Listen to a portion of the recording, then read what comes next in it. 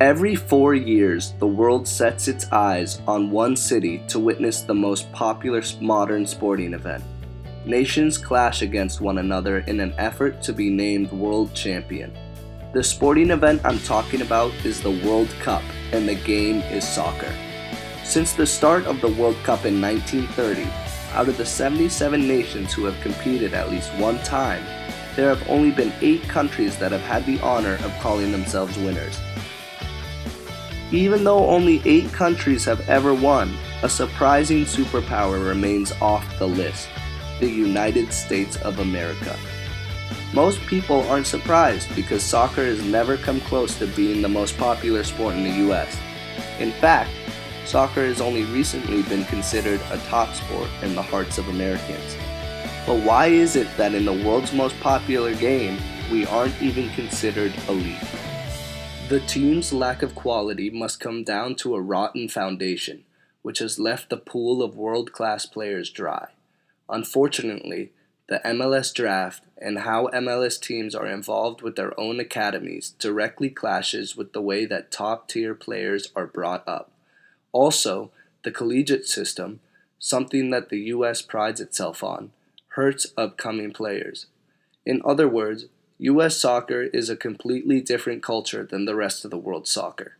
A part of this different culture is the fact that academies and youth teams focus more on winning than the development of players. And then, to add insult to injury, non-professional players can't play out of their own age group. All of these problems have accumulated into the disappointing national team that we have today. Out of all the major sports in the US, it is well known the national soccer team has the worst reputation for international competitions. After 1950, the US didn't qualify for another World Cup until 1990. Since 1930, their best finish was in 2002 when they reached the quarterfinals. For a country who is so dominant in the Olympics and other major sports, it is strange that they're so disappointing in the world's most popular one. With the population almost quadrupling the latest World Cup winners, why hasn't the US found a team that can take on soccer powerhouses? Most countries in South America, Europe, and East Asia have professional teams invested in kids as young as 8. They do this in order to home grow the player that will someday bring their team success or millions of dollars. However, in the process of trying to produce great players, they also create future stars for their players' nation. Clubs like Ajax in the Netherlands are known for being a development factory that trains and sells world-class players from every nation. These clubs pay teenagers in order to keep them until they are ready to be sold off to the highest bidder. These teenagers then become stars for their national teams. Instead of paid to play like in many foreign countries, soccer academies in the US are paid to play for the youth. In 2007, the US created the Development Academy, which would be home to the country's most elite clubs. Some of these clubs charge players more than $2,000 every year to play. One of the biggest US soccer stars today, Clint Dempsey, had to have his teammates' parents chip in to pay his travel team fees. The heavy price is a serious deterrent and may not allow some prospects to continue or start playing. Players don't even have to pay so much because someone is trying to make a lot of money. All the fees players pay are for anything that helps them train. The MLS teams like DC United and the New England Revolution don't put a lot of money into their academies because they don't have a direct tie with the players involved. In 2010, when Spain won the World Cup, 7 of the 11 starters were from the club Barcelona. These players, who were in the prime of their careers, all grew up playing together on the same Barcelona Academy team. Their chemistry was easy to see and the major reason why they won the World Cup. It is a completely different situation for players growing up in the US. For a young star in the US to become a superstar, it is highly recommended that they go overseas and train with the top clubs. Not only will the foreign clubs have better training, they will also provide a priceless experience of big pressure games. It's highly unlikely that any 2 quality US players are going to be signed by the same overseas club and gain the chemistry needed to have a good national team. Unlike any other country, the MLS has a draft that selects only players from the collegiate system.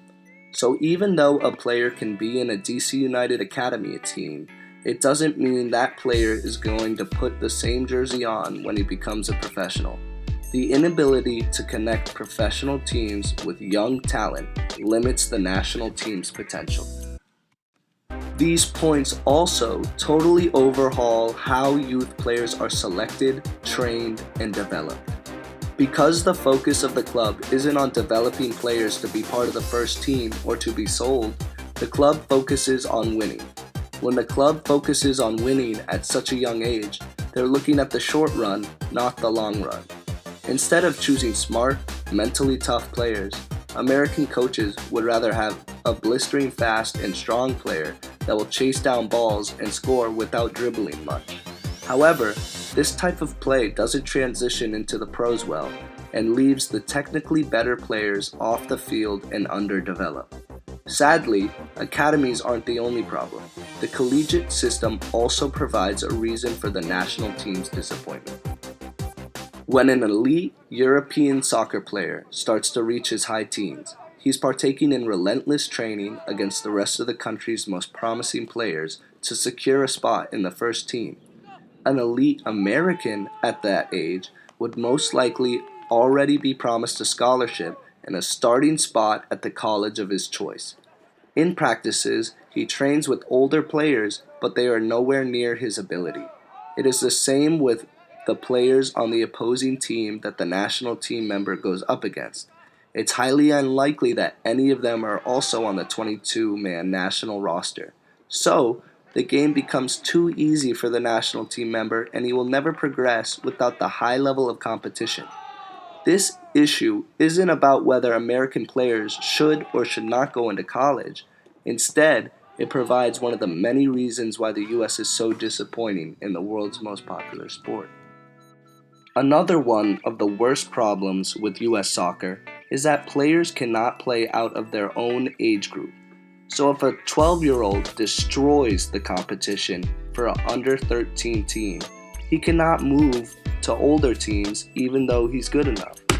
This rule limits a young prospect because how is someone going to grow or improve if everything is easy and they are not pushed to their limit?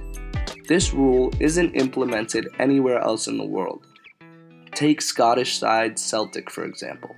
On October 3rd of this year, Celtic subbed on 13-year-old wonder kid Karamoko Dembele for their under-20 side. There are kids out there who can play years up and gain valuable experience and skills from playing with people who will not make soccer so easy. If the US started having players who get used to top-tier football at a young age, we will finally have another star that we've barely been able to produce. One of the people who found a loop in the system is now the United States' most promising star at only 17 years of age. Christian Pulisic was lucky enough to be signed and able to leave for the German club Borussia Dortmund. At 17 years and 212 days, Pulisic became the youngest ever non-German to score a goal in the Bundesliga. This is a 17-year-old kid playing with players twice his age, and he still is able to succeed and will likely become the greatest American soccer player ever. The combination of collegiate and the domestic age limit strips the US of any potential US stars. The core problems that have kept the United States from being competitive internationally have been with the federation since their start. The cultural differences between the US and the rest of the world has created the lack of money put into academies, the lack of focus on development, and the lack of knowledge on the importance of age group placement. Not until recently has the majority of the general public genuinely cared about how the national team performs. Maybe the Federation's first step in addressing their fundamental problems was their firing of 5-year head coach Jurgen Klinsmann last week. I wish I could say that everything will change and the US will win a World Cup, but only time can tell us the future of US soccer.